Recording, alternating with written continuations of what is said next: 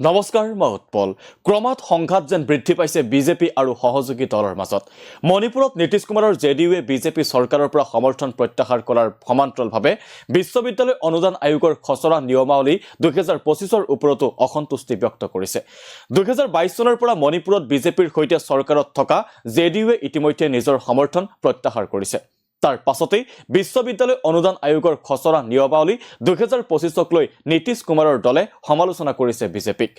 ইউজিচিৰ খচৰা অনুসৰি বিশ্ববিদ্যালয়ৰ উপাচাৰ্য নিয়োগৰ ক্ষেত্ৰত ৰাজ্যপালক অধিক ক্ষমতা প্ৰদান কৰা হৈছে আৰু কেন্দ্ৰই নিযুক্তি দিয়া ৰাজ্যপালৰ এনে ক্ষমতাক সহজভাৱে লব পৰা নাই বিজেপিৰ সহযোগী দলে দি ইণ্ডিয়ান এক্সপ্ৰেছত প্ৰকাশ পাইছে এই সন্দৰ্ভত নীতিশ কুমাৰৰ দলৰ প্ৰতিক্ৰিয়া ইণ্ডিয়ান এক্সপ্ৰেছৰ সৈতে হোৱা এক সাক্ষাৎকাৰত জেডিইউৰ ৰাষ্ট্ৰীয় মুখপাত্ৰ ৰাজীৱ ৰঞ্জন প্ৰসাদে কয় যে প্ৰতিটো ৰাজনৈতিক দলৰ এটা ৰোডমেপ থাকে আৰু উচ্চ শিক্ষা হৈছে ইয়াৰে এটা গুৰুত্বপূৰ্ণ অংশ উপাচাৰ্য নিযুক্তিৰ ক্ষেত্ৰত নিৰ্বাচিত চৰকাৰৰ ভূমিকা সীমিত কৰাটোৱে শিক্ষাৰ অগ্ৰগতিৰ ক্ষেত্ৰত ৰাজ্য চৰকাৰৰ প্ৰচেষ্টাক বহু পৰিমাণে নিৰুৎসাহিত কৰিব ইউজিচিৰ এই নিয়মৰ সংশোধনৰ প্ৰয়োজন আছে বুলি মন্তব্য কৰে জেডিইউৰ মুখপাত্ৰগৰাকীয়ে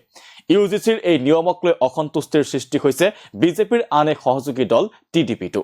এই বিষয়টোক ৰাজনীতিকৰণ নকৰো বুলি উল্লেখ কৰি টিডিপিৰ ফালৰ পৰা ইউজিচিৰ এই নিয়ম সন্দৰ্ভত আভ্যন্তৰীণভাৱে সংশ্লিষ্ট লোকসকলৰ সৈতে আলোচনা কৰাৰ কথা অৱগত কৰিছে টিডিপিয়ে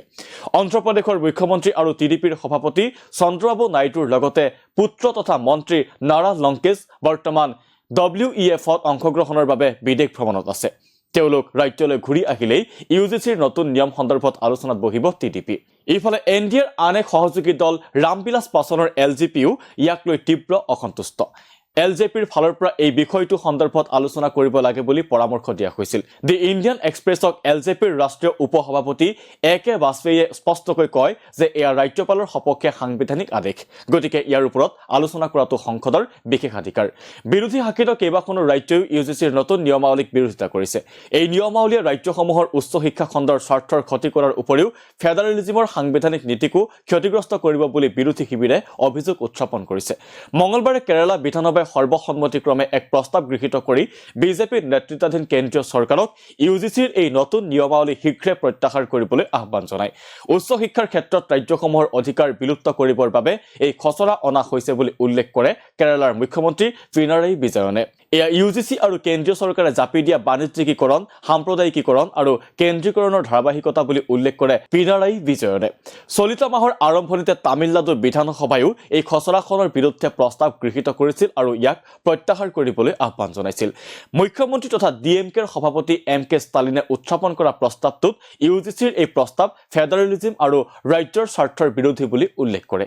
এনেদৰে এতিয়া বিৰোধী শিবিৰৰ সমান্তৰালভাৱে বিজেপিৰ সহযোগী দলৰ মাজতো ইউজিচিৰ নতুন নিয়মাৱলীক লৈ সংঘাত দেখিবলৈ পোৱা গৈছে বিশেষকৈ কেন্দ্ৰত বিজেপিৰ সহযোগী হৈ থকা জেডিইউ আৰু টিডিপিৰ অসন্তোষে বিশেষভাৱে চিন্তাত পেলাব বিজেপিক ইতিমধ্যে মণিপুৰৰ পৰা খেল আৰম্ভ কৰিছেই নীতিশ কুমাৰৰ জেডিইউৱে